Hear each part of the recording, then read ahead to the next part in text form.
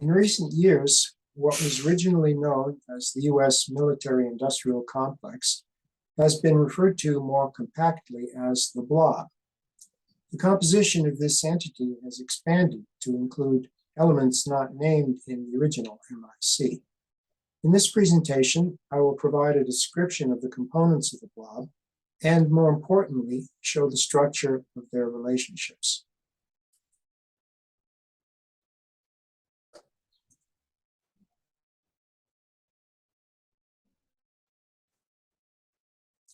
The Blob is not a conspiracy.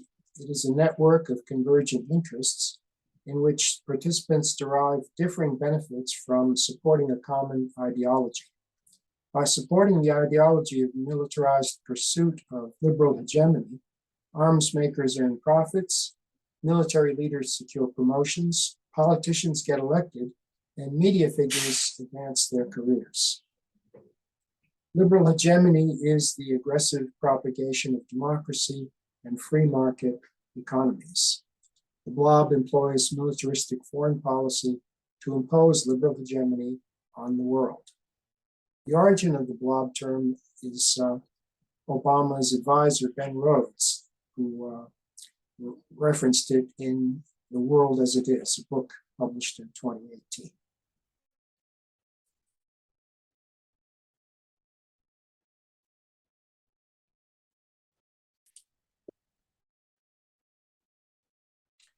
Although the U.S. military-industrial complex has been discussed for decades, there have been few attempts to examine its structure in detail. Such an analysis is necessary to combat any pathogen. Without an understanding of the structure of the COVID virus, scientists would have been unable to develop vaccines.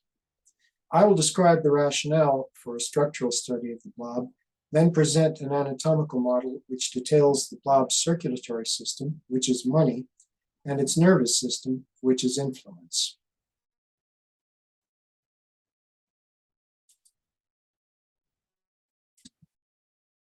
There's a pathology as well, of course. Any pathogen harms, and this is the militaristic policy of the Blob is what is so harmful, so dangerous.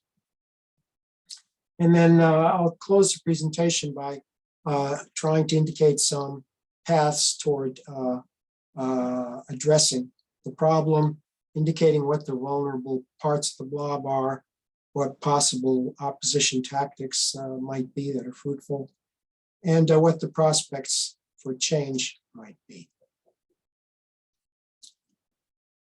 So, the Blob matters because it pursues malignant policies.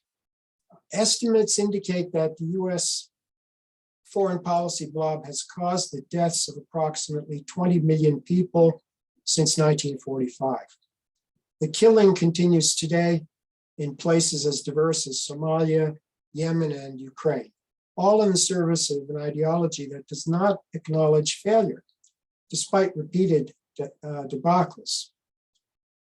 Not content with igniting regional wars, the Blob is actively preparing for a nuclear conflict, which could be a global catastrophe. The economic and social costs of this war machine are enormous.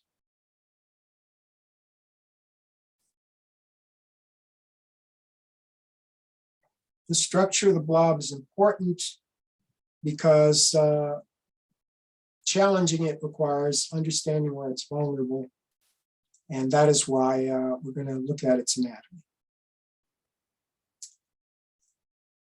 America did not demilitarize after World War II.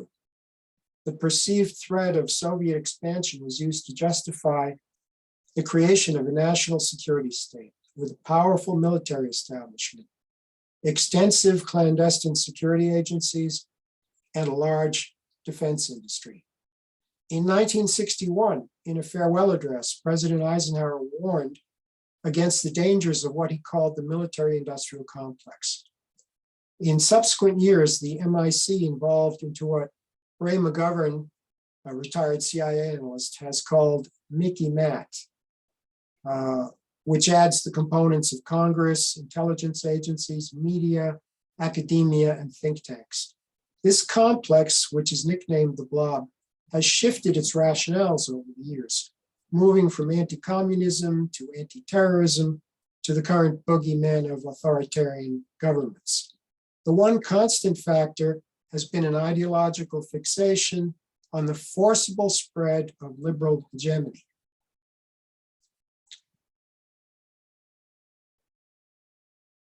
So what is liberal hegemony? It's an extension of American exceptionalism. It's a belief that the US has an historic duty to impose its political and economic model on the nations of the world. And by democratic, unfortunately, the reality is plutocratic structures. A number of academic studies have demonstrated that the history of American legislation largely favors moneyed interests. And because our system is basically $1 over one vote, we are, for all intents and purposes, in a plutocracy. In terms of spreading free market economics, increasing consolidation of corporate power and the globalization of these powerful entities means what we want to do is spread corporatocracy and make the world safe for unaccountable monolithic corporations. An implicit tenet of this ideology is US military supremacy is needed to maintain order, and that US rules supersede international law. But the short expression of what this ideology is America's elite seek to control the world. Our exceptionalism has a long history, reaching from the founders to Manifest Destiny, intervention in World Wars I and II. The coupling of this belief with unprecedented economic and military dominance after World War II led to an inflated sense of American power. This was the formative era for the Blob. With the fall of the Soviet Union, the ideology of liberal hegemony became universally accepted by the US foreign policy elites. America, the exceptional nation, would spread free market economics and democracy by any means necessary for the benefit of the world. America would remain the unchallenged hegemon. It did not go well. A series of military campaigns aimed at transforming unfriendly states into gardens of liberal democracy led to widespread devastation and failure to attain America's strategic goals. I think these pictures convey that message pretty well. So look at some of the Blob's greatest hits. The greatest disaster was the invasion of Afghanistan, a country historians rightly call the graveyard of empires. After 20 bloody and costly years, America withdrew, having accomplished nothing but the enrichment of defense contractors. And we never keep very careful track of the people we kill in these wars, but just so you have an idea of the scope, it's over 170,000 killed and countless thousands displaced and maimed. The Bush administration launched a criminal war of aggression on Iraq based on false claims of the presence of weapons of mass destruction and ties to al-Qaeda after Saddam Hussein's army was defeated. An insurgency inflicted significant casualties on American troops. Iraq descended into a brutal civil war between Shia and Sunni Muslims. Americans were shocked by revelations of torture at Abu Ghraib. Finally, the mismanagement of the American occupation led to the rise of the barbaric ISIS movement, which caused another round of devastating warfare.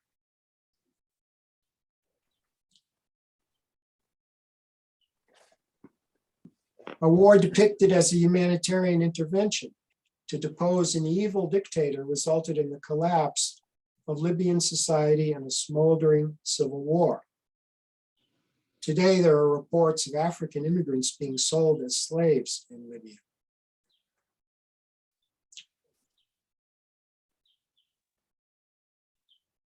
The US arranged substantial support for a popular uprising by militant Islamists against the Assad government in Syria. The resulting civil war devastated Syria. Although Russian intervention preserved the Assad regime, the US retains control of Syria's oil fields for no evident reason other than to avoid acknowledgement of complete failure. Over 300,000 killed and huge numbers displaced. I should note that these disastrous wars also launched enormous waves of displaced population, disturbing the politics of Europe and spreading misery all around the adjacent nations.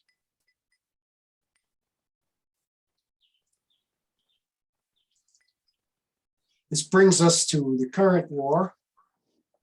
The US-supported coup that overthrew the elected government of Ukraine was initially considered a triumph for the Blob. A former republic of the USSR, rich in resources, Ukraine would now become a member of NATO and thus weaken Russia's geopolitical position. But a civil war broke out between provinces sympathetic to Russia and the coup-installed government. Russia declared that Ukraine joining NATO was a red line, an unacceptable development. After failed attempts at diplomacy, Russia invaded Ukraine, launching a war with devastating human and material consequences. The US and its allies provided military support and enacted extensive economic sanctions that are causing more harm to Europe than to Russia. Global fuel, fertilizer, and food prices have soared. As Russia continues its steady progress toward defeating Ukraine, the US has no exit strategy, and nuclear escalation remains a grim possibility.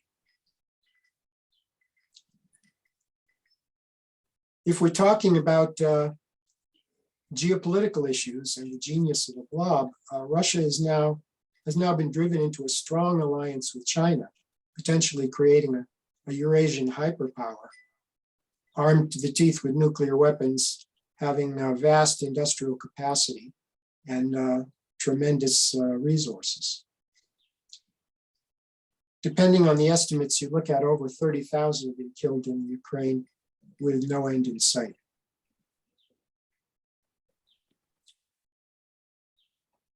So with this record of disasters, is the Blob held accountable?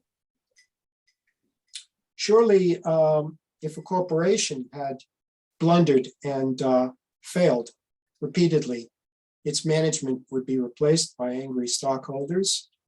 If a local government had been horribly lax and scandal-plagued, it would have been replaced.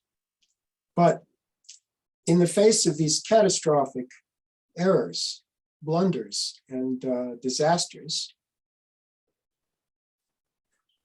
none of the players in the Blob have been held accountable. Let's look at some representative members.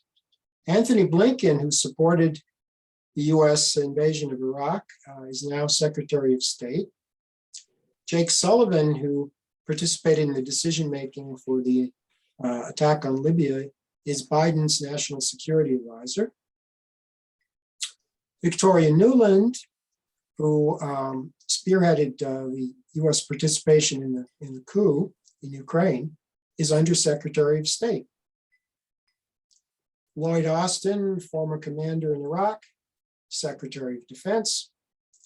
Mark Milley, former commander of Afghanistan forces, is chairman of the Joint Chiefs of Staff.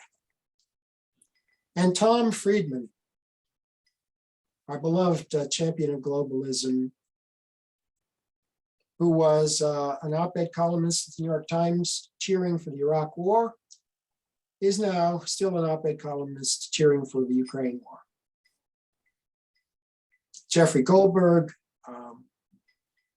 who made his reputation writing exposés about the evils of Saddam Hussein and his ties to Al-Qaeda, is now the chief editor of Atlantic Magazine. So no, the Blob is not held accountable. The Blob remains firmly in control of US foreign policy. Well, as bad as its reign of ruin has been in conventional conflicts, the Blob is also increasing the risk of nuclear war because it advocates complete military dominance. It insists on continuous arms racing and strengthening of America's nuclear weaponry. It has engineered our withdrawal from strategic arms control treaties, the ABM Treaty, the Intermediate Nuclear Forces Treaty, controlling short-range missiles, the Open Skies Reconnaissance Treaty, and it's been promoting weapons that are destabilizing. That is, they increase the likelihood of a sudden escalation to a nuclear war. ABMs, anti-satellite weapons, cyber warfare, tactical nukes. The American public has become complacent about the danger of nuclear war. Much has changed since the Cuban Missile Crisis persuaded the US and the USSR to negotiate arms control agreements that reduce the threat of nuclear war. The response to the abrogation of these treaties has been that other major nuclear powers are building up their own nuclear capabilities. So we're now facing a growing danger of nuclear war, and the Blob is heedless of the increasing risk. You can literally read in the press claims by members of the Blob establishment that the Russians are bluffing when they threaten to use nuclear weapons to defend their interests in Europe.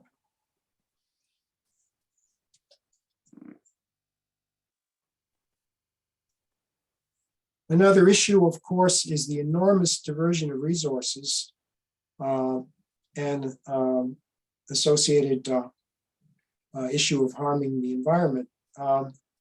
Everyone knows we have an incredible array of military bases worldwide. No other nation even comes close. It's vastly expensive to maintain 800 military bases all over the world. The military budget is over 800 billion, again, far outstripping any other nation. It's probably larger than the next 10 combined or the next 8 combined. It's just scandalous. And occasionally some will defend it as military Keynesianism. But academic studies have shown you're much better off spending on domestic, for domestic purposes, you get a bigger multiplier effect. So these expenditures divert resources from civil society. And moreover, the money is often allocated to misconceived and mismanaged projects. Programs such as the F-35 fighter, the littoral combat ship, the V-22 Osprey transport, the Nimitz-class aircraft carriers, they've all overrun their budgets and delivery timetables. This is not an accident. Mismanaged weapons programs are more profitable than those that are properly managed because the government must pay over and above the initial price of the weapon systems. American defense contractors engage in what looks like a racket of overpromising, underdelivering, and overcharging, and the Blob sustains this racket by protecting the defense industry players from proper oversight and punitive sanctions. Thanks to Blob-supported legislation, new weapons can now enter production before testing is completed. This is an utterly irresponsible practice. In terms of pollution, the military establishment has left behind it a huge trail of contaminated sites, most notably the nuclear weapons production sites, some of which involve colossal remedial costs. In Hanford, Washington, there are tens of thousands of gallons of high-level nuclear waste resulting from plutonium processing. They're in rusting tanks, and a multi-decade program costing tens of billions of dollars is slowly advancing. We can only hope that they get started before the tanks rust through. So let's get into naming the parts of the blob.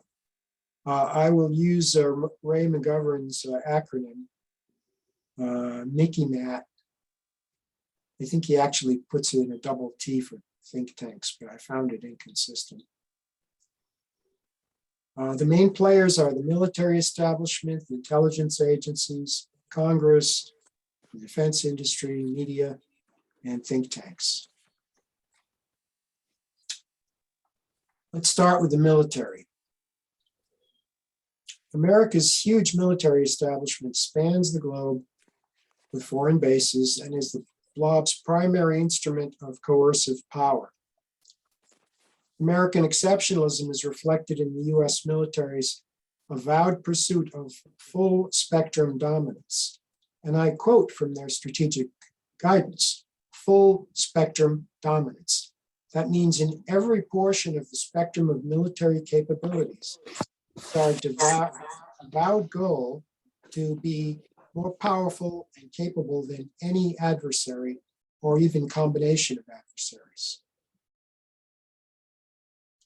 Unfortunately, given the nature of arms racing, this is an unattainable goal, but it does serve to enrich the US arms industry. We've been permanently at war since 9/11. The military is not only influential while its officers are serving, but they are increasingly moving through revolving doors into the media and the think tanks and other areas. There's a constant need for new weaponry, sometimes because of artificial threats. And there is no end in sight for the defense budget. Right after the spectacular debacle of the humiliating withdrawal from Afghanistan, Congress authorized the biggest military budget ever and gave the administration, I think, $40 billion more than it asked for. So the defense industry. Steady corporate consolidation has resulted in the creation of giant defense contractors with substantial lobbying resources and powerful political influence. Defense industry executives regularly move through the revolving door of government positions, which enables securing of enormous weapons contracts for their former employers.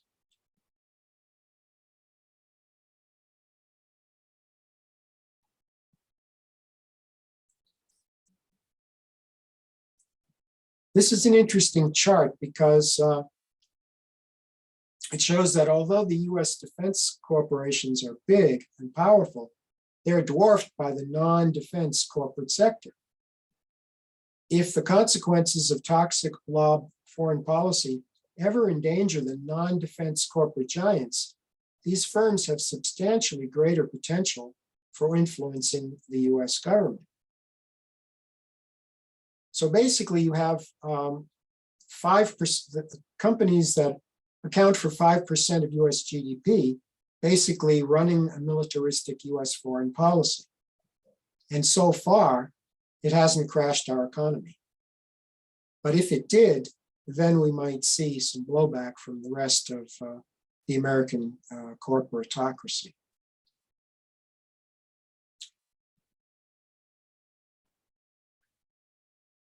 Now we come to Congress. Congress, which the American founders intended to be the bulwark of our democracy, has abdicated its responsibilities for the management of the nation's budget and decisions on war and peace. The Blob has subverted Congress by financing campaigns and using other forms of political manipulation. Any representative who breaks from Blob policy is denounced for weakness and accused of undermining national security. Since the Blob finances the campaigns of both major political parties, there is no effective difference between the parties on defense issues. The response, as I said, the response of Congress to the Afghanistan disaster was to further increase the defense budget, and that was a bipartisan vote. Greens should always highlight the fact that we are the only peace party. The two dominant parties are effectively militaristic pro-war parties.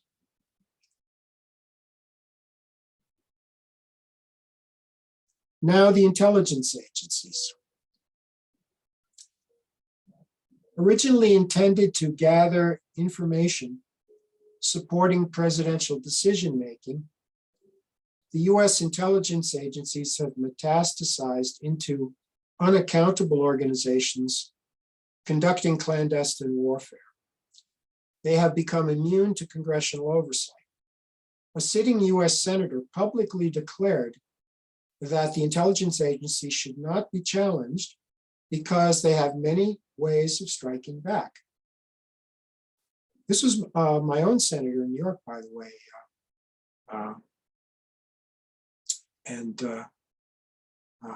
I was shocked when I heard him say it, and he's the Senate leader. These intelligence agencies defy Congress, the courts, and even the president, aided by self-serving handling of classified information that allows them to leak favorable information while prosecuting those who reveal embarrassing truths. After 9/11, intelligence agencies proliferated and became increasingly responsible, infringing on civil liberties, committing tortures, and conducting drone warfare. And they're mythologized in popular culture. Their secret agents are portrayed as superhuman, perfect defenders of the Republic.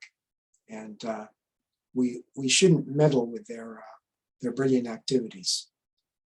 Those of you who want to delve into the sordid history of the US CIA will learn that there have been a number of total collapses of security and compromise of their networks over the years, often because of internal espionage.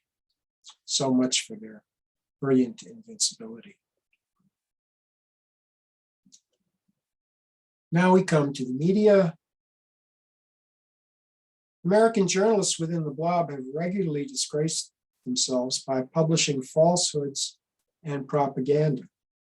In a rare development, the New York Times actually apologized for its misleading coverage of the Iraq War.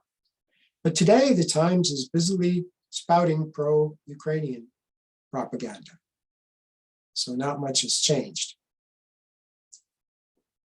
In terms of media, the latest Top Gun movie has grossed more than $1 billion, that's billion with a B, removing any doubt that militarism is embraced by the American public.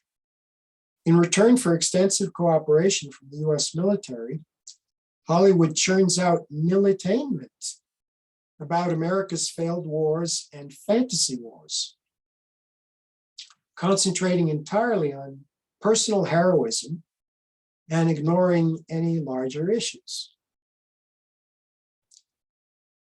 You could make the same movies about heroic Nazi infantry units or, other brilliant and courageous military heroes of sinister powers. People don't much seem to care. Social media has become another arrow in the quiver of Blob propagandists, spreading disinformation without even minimal tests of veracity. So those of us who believe that the internet would enable the truth that sets us free are now deluged with the most unscrupulous and revolting tweet storms. So no relief in that segment of the media.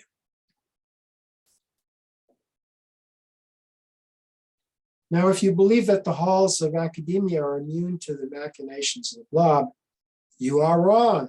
University research contracts with the government and defense corporations inhibit criticism of Blob policies. Don't want to cut off funding.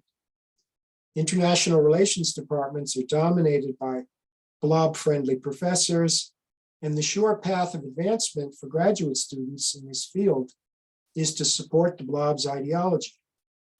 Blob-sponsored fellowships, scholarships, and internships are available only for those with compatible views.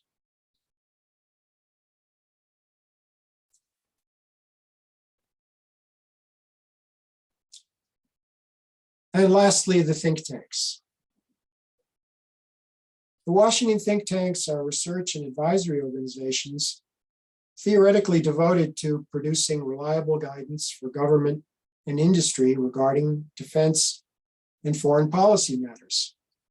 Rand Corporation is the 800-pound gorilla in this group, racking up $1 billion in annual revenue, largely provided through the government. And they're dominated by Blob ideology. They're characterized by declining research quality. They used to have pretty well documented and researched product, but that seems to be deteriorating, again, because of this ideology becoming dominant. It's a recycling area for former government personnel. You'll see later that people tend to move into these think tanks as R&R areas before their next foray into a Blob mission. And they're mainly funded by government and defense industry. There is a sprinkling of wealthy individuals who also pump money into these think tanks, but it's hard to track those fund flows. And just to give you a feel for the product of these think tanks, this is the title of a 2019 RAND report. And I'll quote from the beginning of the report. This brief summarizes a report that comprehensively examines nonviolent, cost-imposing options that the United States and its allies could pursue across economic, political, and military areas to stress, overextend, and unbalance Russia's economy and armed forces and the regime's political standing at home and abroad. Let me repeat a few of those words: stress, overextend, and unbalance. The intent of this paper is obviously hostile. It's not meant to seek an understanding of an adversary. It's not meant to broaden our grasp of the issues. It's explicitly meant to provide direction for how to harm another nation state, supposedly non-violently, but now we're past that in the Ukraine war. Now we're getting into the violent side of things. So this is the mischief that the think tanks do. And unfortunately, through a process of selective funding, hiring, and promotion, the great majority of these institutions support the Blob's ideology of liberal hegemony and the attendant militaristic foreign policy. I found a top 10 influential think tank list. I guess this depends on how often their papers are cited, how often their research is referenced. And they're all aligned with the Blob. If you want to whistle up support for liberal hegemony, just go to any one of these distinguished institutions and they will crank out a paper for you, indicating that this is the one true path.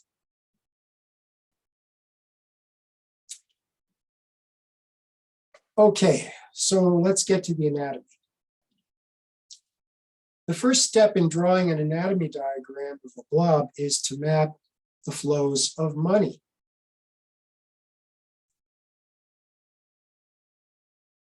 These arrows are not drawn to scale.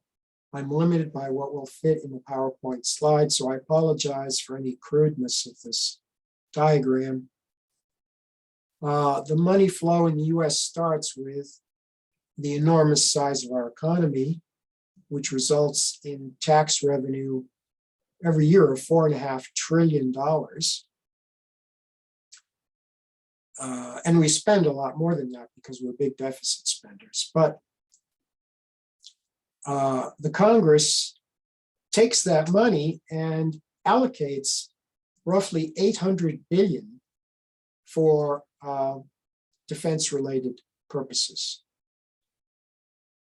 Of that $800 billion, about half goes to the defense industry, and another $100 billion in foreign arms sales engineered by State Department contributes to an enormous flow of about $500 billion to the defense industry.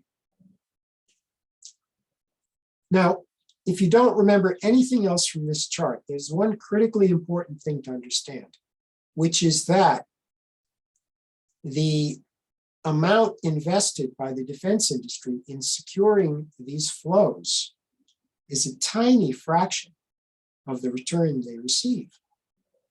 Direct political contributions to congressional candidates are recorded as only about $14 million. Their total contributions to all of these extra governmental agencies, lobbyists, PR, think tanks, universities, it's not much more than $100 million. I mean, these are tiny numbers compared to what they are grossing. I mean, it's just an incredible return on investment. So, you know, in terms of efficiency and ingenuity, this is a remarkable achievement with, of course, with terrible consequences. But I think it's important for you all and for the general public to understand what's going on here. The defense industry, by cunningly applying a very small amount of its resources, has engineered a permanent hold on a tremendous flow of revenue and the propagation of a militaristic foreign policy.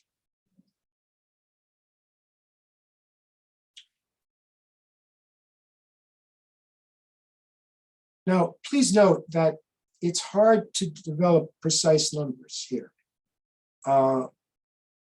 The Congress likes to pass omnibus appropriation bills with all sorts of things tucked away.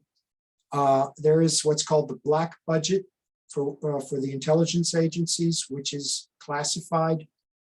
And there are these various slush funds for the State Department that no one really knows whether they're buying guns for guerrillas somewhere or whatever. So please don't hold me to any of these figures. Down here, there is, you see the thin arrow from the defense industry to foreign governments. No one knows what the scale of bribery is to governments in the Mideast to get them to buy weapon X versus weapon Z. Companies and nations have been caught red-handed bribing various nations to get them to buy various weaponry. So it's hard to get numbers, but the relative scale is clearly established. Also, wealthy Americans definitely funnel some funds into the think tank community and to universities. And sometimes they even take out their own full-page ads in the Times calling for America as world police to carry on. But these are the basic flows of funds among the components of the blob. Now we come to the more interesting part of the anatomy, which is what I call the nervous system. And this is relationships of influence. And this is harder to describe because we all can grasp what a stack of money in front of us means. I mean, it doesn't take a genius to establish that if someone gives you a briefcase full of cash, they're going to expect a return, favor. But influence is a more complex phenomenon. There is a sophisticated network of communications that ties together members of the blob, and it's only partly visible to the general public. The dense mesh of influence links in the blob makes it impervious to almost any attack. Each component is protected by other components, which, with which they exchange influence markers. For example, if you attack the military, they will be defended by Congress and the media. If you attack congressional representatives, they will be supported by intelligence agencies and think tanks. The intelligence agencies will leak information indicating that Congressman Jingo is right, we should bomb the Chinese. The think tanks will publish a report saying, oh, this congressman is absolutely justified. The defense industry will be supported by politicians. Raytheon is making America strong. And the military. We need these weapons to protect ourselves from evil. This is the power of the blob's influence network. And this is why exposés and journalistic muckraking can't do very much because they're so effective in defending each other's interests.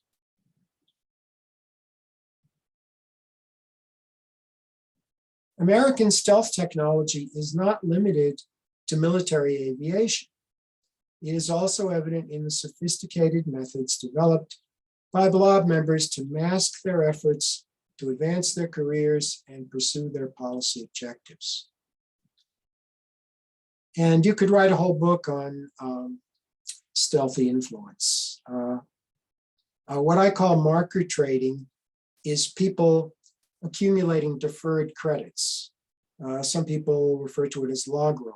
In other words, I'm going to do something for you, but you really shouldn't do something immediately to offset that. What I'm doing is establishing a marker that I will expect you to honor some point down the road. It's kind of like being the Godfather, you know?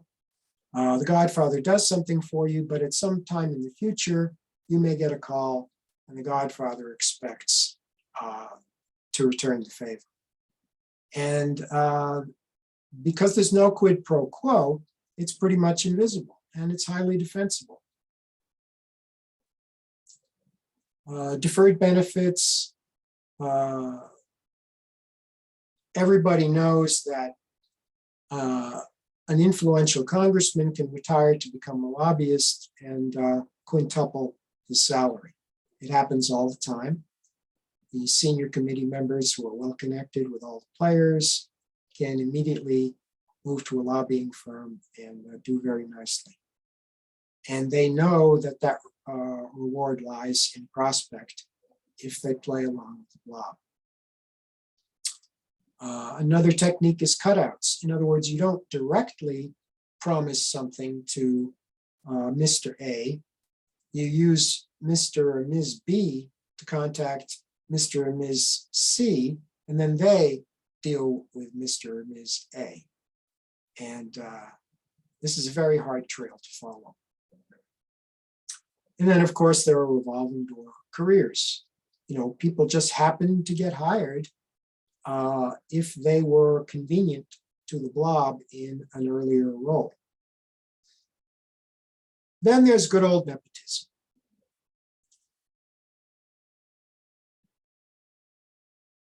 Here's a sample of nepotism. Blob players are often found in nepotism networks. A prime example is the Kagan clan.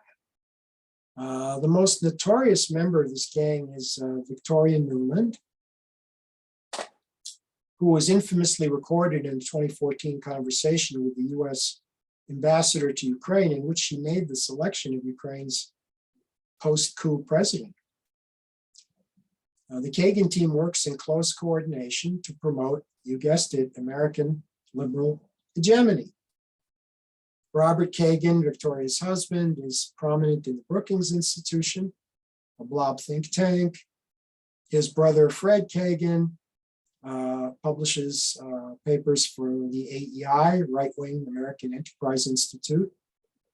And his spouse, Kimberly, fortunately found funding for the Institute for the Study of War, which to this day publishes reports on the Ukrainian war that are quite favorable to US policy. Those Ukrainians are definitely holding the line. So something old, something new. Nepotism's been around for a long time, and it's still part of the Blob. Now, I'm going to go into detail on just one instance of how the influence network works. So bear with me. And there's a lot of information on the slides, but I'll try to summarize. In 2000, the US Department of Defense established a requirement to replace the aerial tanker fleet. Aerial tankers refuel aircraft, and they're combat aircraft, and they're essential to having global reach. If you want to be able to project power to intervene in countries and conflicts all over the world, if you want to be the world police, you need a big fleet of aerial tankers to project your air power. So the original fleet was getting old, needed replacement. So in around 2001, Boeing, which had manufactured the earlier generation of tankers, proposed an unusual lease deal for the tankers. Imagine that, leasing tankers rather than buying them, something the Air Force had never done before. And this deal was supported by one Darlene Druyan, who was the Air Force Undersecretary for Procurement. She carefully analyzed the deal and decided it made sense for the Air Force. Well, a year after issuing that recommendation, Darlene leaves the Air Force and takes a $250,000 salary with Boeing and gets a $50,000 signing bonus. Unfortunately, Darlene left behind a trail of emails indicating a number of improper communications with Boeing, and this blew up into a scandal. She was brought to trial and convicted. Not sure exactly what the charge was. She was sentenced to 9 months in prison. The scandal brought down the chief financial officer and CEO of Boeing in 2005. And I wanted to call this slide the banality of grift, but I decided not to editorialize. So you might say, well, at least justice was done. But no, although the Air Force canceled the Boeing tanker contract in 2008, the Air Force awarded a new contract to an alliance of European Airbus and Northrop Grumman. Boeing protests the contract award. They win a rebid decision. The Air Force reopens the contract competition. And in 2011, Boeing wins the tanker contract. All's well that ends well.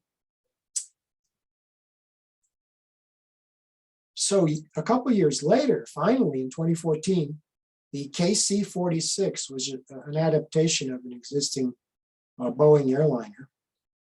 Makes the first test flight and some problems are found. The problems continue for years. In 2019, the first KC-46 deliveries are made, and there are still problems, particularly with the vision system for steering the refueling boom. And as of today, it's still not fully mission capable. The total KC-46 program cost is estimated at $43 billion. So note how cheaply bought this official was. $250,000 salary, $50,000 signing bonus, $43 billion contract. There's been some rough justice. Boeing has had to pay out over $5 billion in cost overruns, but the Air Force still does not have a usable tanker aircraft. Despite conspicuous corruption and operational failures, the Blob wins again and again. For every case in which stealth corruption is revealed, there are many that succeed in quietly advancing the interests of the Blob.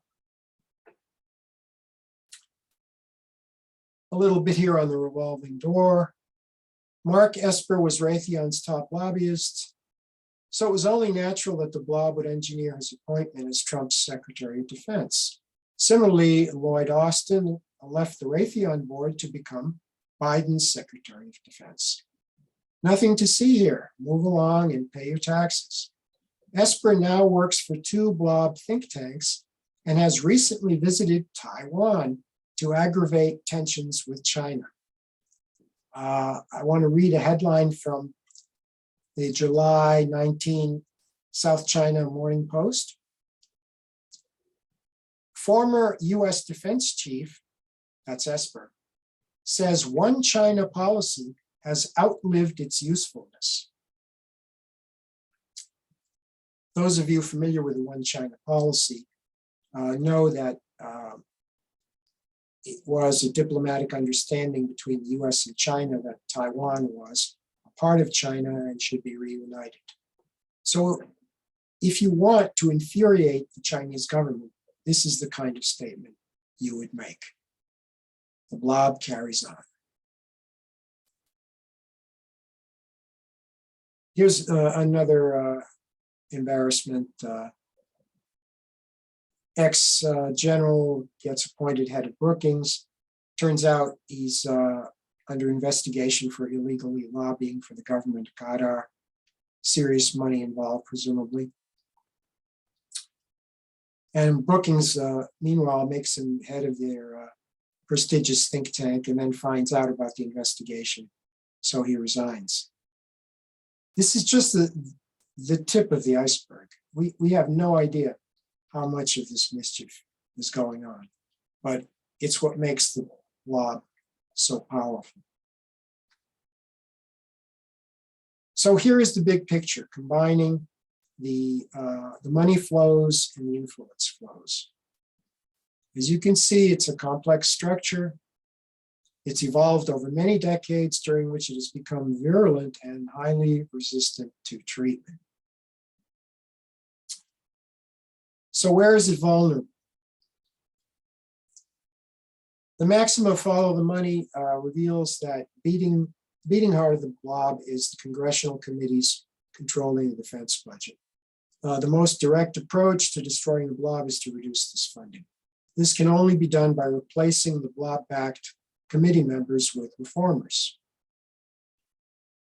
Note how few members of the US Congress are involved in authorizing the massive US defense budget, currently over $800 billion. Power over these committee members is further concentrated in the committee chairs and the leaders of both houses. The cost of paying for a House seat is about $2 million in campaign funds. This is a pittance for a defense contractor seeking multi-billion-dollar contracts. Any attempt to unseat key members of these committees will encounter massive resistance by the Blob. If you think AOC or someone like that is ever going to get on these committees, you can forget it.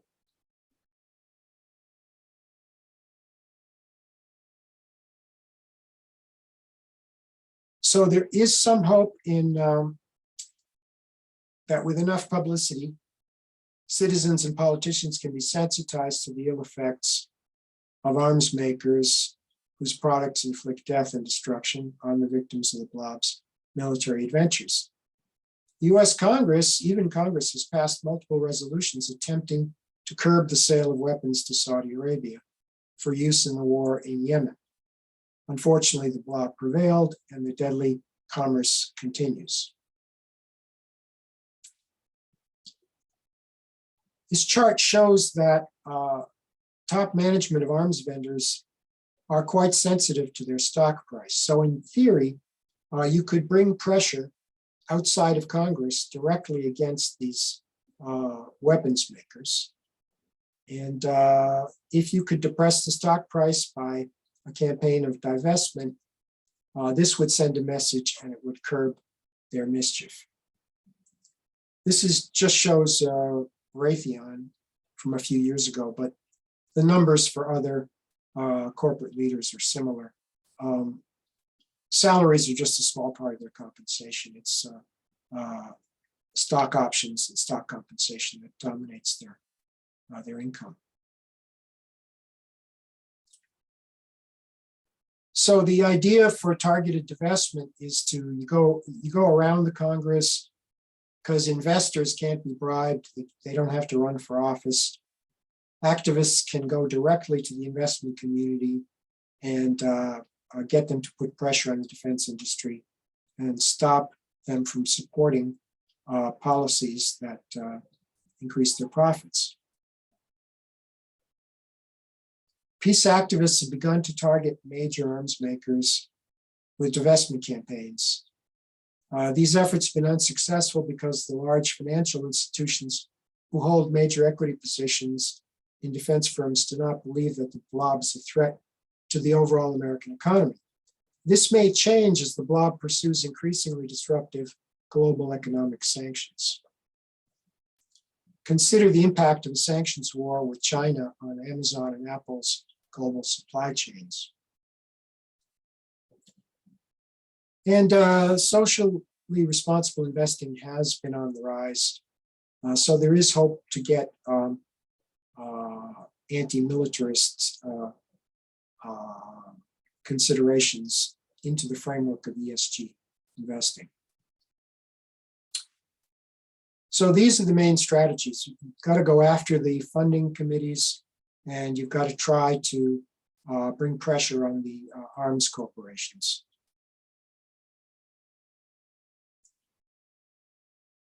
Whether these strategies will work in the near term, I'm not sure, but I do believe the Blob will be defeated in the long term. And I'll describe the reasons why I believe that. The Blob ideologues have a poor grasp of economics. This has been displayed in the failure of economic sanctions to advance the geopolitical goals of the Blob. From Cuba in the 1960s to Russia today, economic sanctions have been an ineffective tool of coercion. Today, the unprecedented sanctions on Russia are severely damaging the economies of America's European allies and harming our domestic economy. At some point, I believe that the US corporate elite will conclude that the Blob is inflicting intolerable damage on the non-defense sectors of the economy. Military disaster is another cause of death for the Blob, potentially. This is a remarkable image. It's a satellite photo of a weapons testing target that China has constructed in a remote desert. Believe it or not, it is a full-sized movable structure simulating a US nuclear aircraft carrier.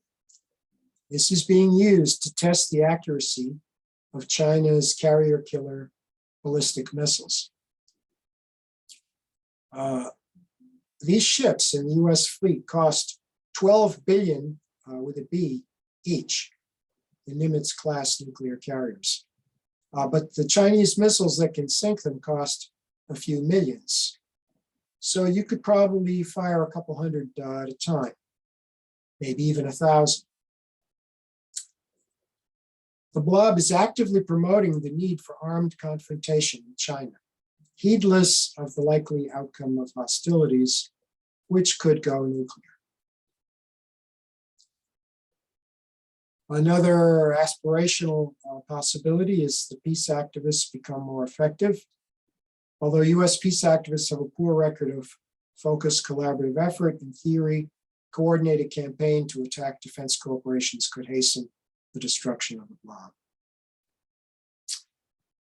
And last but most curious, the continuing damage to the Blob is inflicting on America is making strange bedfellows of anti-war elements of the political left and right. Donald Trump, despite his conspicuous unsuitability for the presidency, successfully denounced the Blob in his campaign. Unfortunately, he lacked the executive ability to break up the Blob. An alliance between anti-war activists and politicians on the left and right could tilt the balance of power in Washington against the Blob. And if you read the blogosphere, you'll see that libertarians, Trumpists, plutocrats, some of them are starting to say what's wrong with this picture, and actually advocating the same goals as peace activists, environmentalists, and social justice activists when it comes to breaking up the Blob. So in summary, the problem of the Blob will not be solved by my structural analysis. As I've shown, it is a powerful and deeply entrenched network of mutually supporting elements. No amount of analysis or investigative journalism will easily defeat it, but it is my hope that the information I presented today will help Green Party members and candidates more effectively work toward the defeat of this pernicious network that is damaging our nation.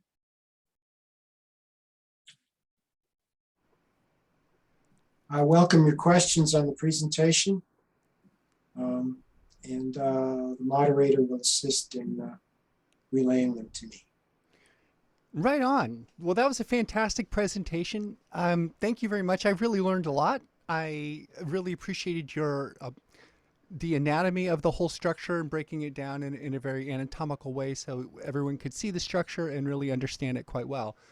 Just to kind of remind everybody on our time, our workshop closes at 15:50. That's 3:50 here, Pacific Coast time. So right now it's 38 minutes after. So we've got about 12 minutes for Q&A.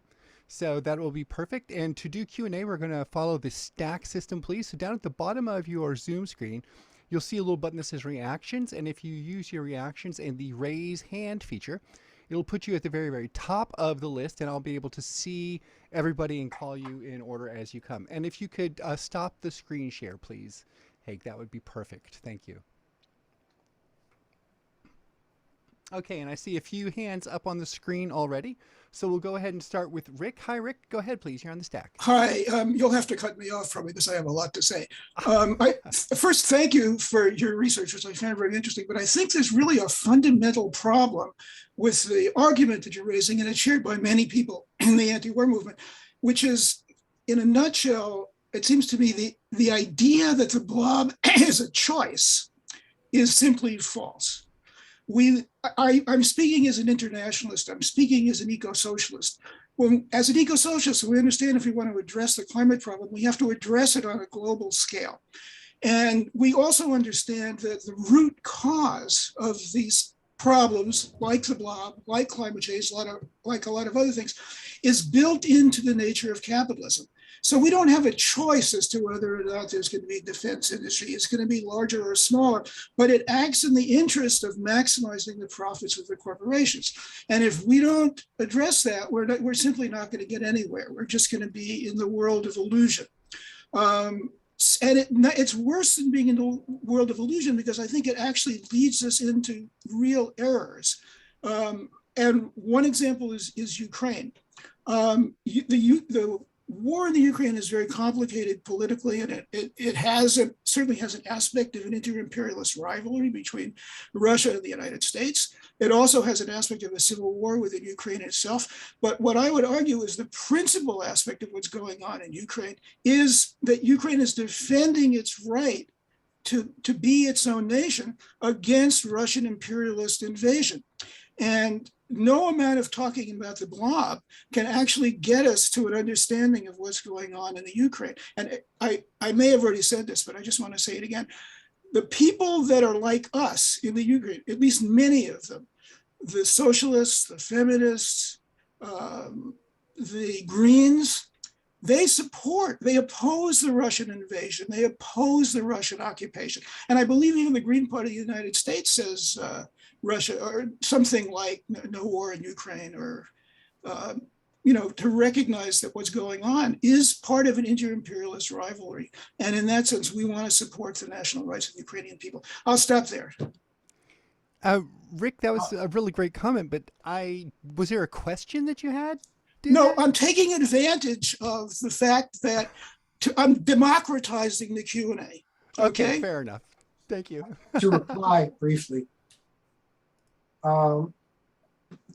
you certainly have a point about profit-seeking capitalist organizations, but I think, Rick, you greatly underestimate the power of ideology. And I would cite the rise of militarist regimes in Japan and Germany. Initially, the arms industries there benefited enormously, but it became a runaway train. The Japanese militarists, even as their country was in flames and in ruins, something the industrialists clearly did not foresee or welcome, maintained that Japan should fight. Some of them even after the nuclear attacks. There are lots of capitalist economies in the world. Switzerland is a capitalist country. Sweden is a capitalist country. They don't have 800 military bases all over the world. It's the combination of a sense of impunity, enormous economic power, and then the intoxication of an ideology that has made the blob. Capitalism alone is insufficient to explain it. As regards Ukraine, the war is a terrible thing. I believe it could have been averted by negotiations. Zelensky was elected as a peace candidate, and magically his position did a 180 as soon as he was in office. The America's fingerprints are all over the coup, and there was an abrupt halt in negotiations that were beginning to develop. And it's believed that that was done at the insistence of the US. The US is effectively the owner of Ukraine at this point. It's a failed state. It relies entirely on the US and the EU for its support. We could end the war by asking them to, persuading them to make terms tomorrow. The fact that there are peace-loving people in Ukraine that believe in fighting on is irrelevant. They don't make the decisions in Ukraine. So we've got about 7 minutes left and 3 more questions. So this will be okay. tricky to get them all in. Next That's question. okay. Let's go to Mohammed. You're next, please. All right. Okay. I guess I don't have a question too, but I agree with most of the analysis that Haig gave about Ukraine. Although I think part of the Russia's action is not just imperialism, but also like kicking the dog, just disturbing this hegemony of the United States, and a lot of countries, the reason they don't condemn Russia is because they're tired of that hegemony, which kind of links to the first thing that I agree with Rick, that imperialism, not capitalism, requires the superpower hegemony requires maybe 800 bases, ability to fight 2 wars simultaneously, and also over, some people who talk about efficiency, that we don't need to do this with 800 billion, we can do with 400 billion. But that the enormous amount of budget that Pentagon has is just to say that even in future, you can't dare to what? To compete with us, right? Just kind of overdoing it. So a better comparison would be then look at Great Britain before First World War. And that was the superpower comparable to what? The US, right? Absolute hegemony all over the world. What percent of the GDP was spent on the military, right? And then compare that to US and see if this is a requirement of the, of the hegemony of a superpower, the imperialist power that not only wants to dominate the world, but also wants to dispel any illusion or any ambition of any other power taking its place, whether it was Germany before the First World War, or in the case of the US, China, right? Or other countries. So that's it. Right on. Thank you for that addition, Mohammed. Justin, you're on the stack, please. And then Ian and Kevin, if we have time. Thanks. Yeah, I just kind of wanted to add my own, reflections from the presentation, which was excellent. Thank you very much. But I also, agree with Rick. I think that, it's important to reflect that I think, of course, the military-industrial complex has a self-interest of promoting, its own profits and its own thriving profit-making motives. But, the entire, as you pointed out, we have this entire other industry of the Wall Street traded giant corporations, and they really care about foreign policy. I mean, I think that they're involved in the anatomy too. I think they deserve their own spot because, if you read How to Hide an Empire by Immewalt, I think it was, he talks about how Teddy Roosevelt, used to be more explicit. They're like, we're running out of fertilizer for our farmers. They need it. We're going to go attack these islands that have a lot of guano because bird poop is rich in nitrogen, and we're going to, get this resource for our farmers. And we're going to attack the Philippines, or we're going to take over the Philippines because we want to secure trade routes.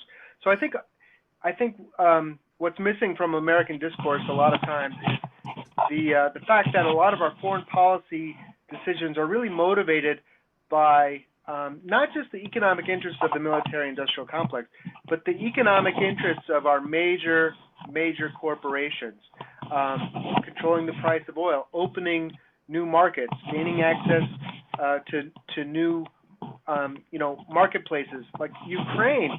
There was a huge economic conflict going on there between the pro-Russians and the pro-Western about who are they going to trade with and what rules are they going to follow. The IMF was putting tremendous pressure on them to do the kind of draconian neoliberal measures that they're always pushing, to lower wages, cut social spending. And, these economic interests of these major corporations, I think they're being served by the U.S. military. I think they're a major part of the anatomy, and I just wanted to put that in as my thought. But thank you for the presentation. Brief response? Oh, please, we have 2 minutes, so be brief. Right. I acknowledge that imperialism serves the broad corporate sector, but what I tried to suggest at several points in the presentation is the Blob malfeasance now maybe approaching a tipping point that risks tearing the whole global economy into two antagonistic blocks. And, Wall Street is not going to like that. Over. And we have got 1 minute left, so that's pushing our time pretty hard on our schedule because we have a very tight time frame, right? 10 minutes between workshops. Our next workshop is coming up here in exactly 10 minutes. So, Kevin, I see your hand is up, and we didn't get to hear from you last time because you were unable to get unmuted. So perhaps you can offer the final thoughts on this as we exit out. And no, you cannot. So unfortunately, you're still having an audio issue. I'm not exactly sure. Well, I see Maureen waving a stack sign. Stack, the old-fashioned way. Go ahead. We got one minute, please. Go ahead. Hi. And if you don't have time to answer this, answer it online or something. But what about drones? You talked about stealth military things. Drones are so bad. They've just been talking about them in our town council. I mean, how much more like undemocratic and stealthy can you get? Well, drones very much are that. And let's pop to Ian real quick. Ian, sorry I didn't see you on the stack. Please go ahead. And just real quick, please. Thank you. I withdraw my question for time purposes, actually. Thank you. All right, thank you. I'm sorry about that, everyone. I really appreciate the presentation we had today from Haig at our Peace Action Committee. Hope you all did too. I hope you had a chance to learn something from it. If you didn't catch the full thing, if you popped in sometime during it later, you'll be able to find the full the full presentation on our YouTube channel. Don't forget tonight coming up, we have a film starting at 8 o'clock, so 5 p.m. PST, called 2040, The Regeneration, which is a pretty awesome thing. And I look forward to seeing you there. If not, I will see you around at other workshops in the A&M. Thank you, everyone, for being here, and this concludes our workshop. Good night.